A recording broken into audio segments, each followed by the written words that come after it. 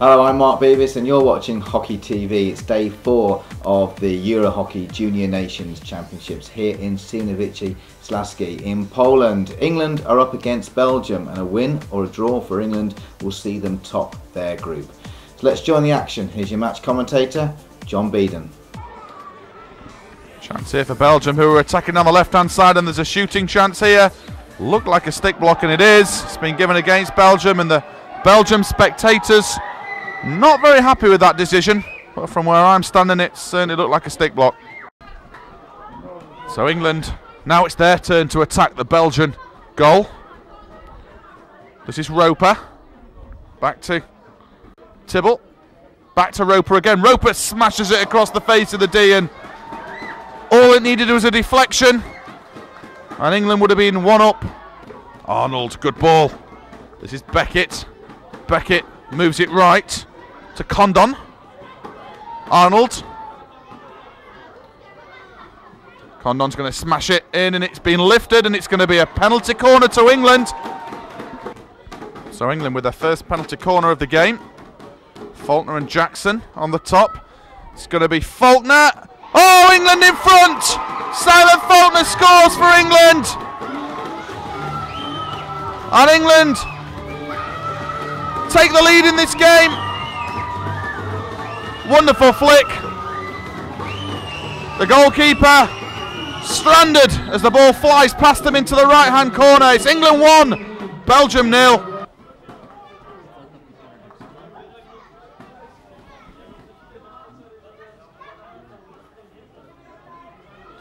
Oh, England in trouble here as Belgium lift it over and score. An immediate reply by Belgium. And you've got to say it was a very good finish. As James Bailey was charging it down, it was coolly lifted over him.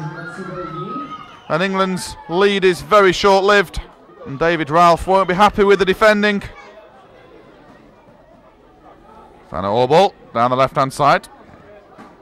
Good tackle, but it's been given against England. So Belgium with a free hit, and it's taken quickly and tries to drive into the D, and it's a penalty corner to Belgium. So it's going to be Tom Boone, low flick. Oh, it's dribbled into the corner, and Belgium are in front for the first time in this game. And it's Van Oorbal who has scored. The first flick was saved by James Bailey, but the rebound wasn't dealt with, and Belgium take a 2-1 lead. Another chance for Belgium, and he's going straight through the middle. Shot comes in, good save, follow up, goal! Belgium are 3-1 in front, and England are in disarray. Belgium scored 2 in the space of 4 minutes, and England are in real trouble now, and the Belgian spectators are delighted. There's glum faces in the England fans. And oh, it's a bad tackle, and Belgium come again down the right-hand side, and oh, what a deflection, and another goal for Belgium. It's 4. Oh, England are going under here. Belgium 4, England 1. And whilst England have a place in the semi-final, they need to make a better account of themselves, as they are doing at the moment. Good ball down the line. England look to drive it into the D, and better hockey from England. They've won a penalty corner and in desperate need of a goal. So an interesting decision by England. They look to be playing it out from the other side. There, it's going to be smashed across the D, looking for the deflection. Danger still not clear across the D, and there's a scramble. Another penalty corner. Play to the D, played across and onto the reverse. Shot comes in, deflection at the far post. And I think it was David Condon who had the final deflection. England believe again. Belgium 4, England 2. England fired by that goal. And how useful would be another goal for England right now. So what's happened down here? It looks like the players seem to be walking off. Have we got an abandonment? Andy Halliday's down there, giving the England opinion of the situation. I've got to say, I've been in hockey for over 20 years, and I've not quite seen a pitch in this condition. But the question's got to be, is it dangerous? Is it dangerous to play out there? So David Ralph over there indicated to us he doesn't know what's going on. I think they've waited until enough time has been played for the result to stand. And I think... well, I don't think there'll be enough time to play this game again. There's 2 further games to be played this afternoon. But the game is being restarted and England are going to give it back to Belgium. Perfect for both teams. And both teams are now just throwing aerials to each other. Joined by David Ralph, the England coach. David, can you shed any light on what's going on? Yeah, obviously results and all that means that Belgium ourselves are through to semi-finals, and the game's now deteriorated. It's a flooded pitch, so we can't really play a game of hockey, and both teams kind of want to get the game done. So we've been told we have to play the full 70 minutes, so we are doing. We thought that after a certain amount of time the game can be abandoned and the score can stand. Was that not discussed? I don't know the official discussions. I wasn't part of it. I know the technical, the TD came down basically and has told us that we have to play the full 70 for it to be a result. So that's what's happening. Simon, before we talk about the second half and what happened, what did you make of England's performance, particularly in the first half? Even in the first half, obviously the conditions affected how we were trying to play. I thought the guys were pretty good in terms of the shape and structure that we were trying to look to play, particularly against the way that Belgium defend.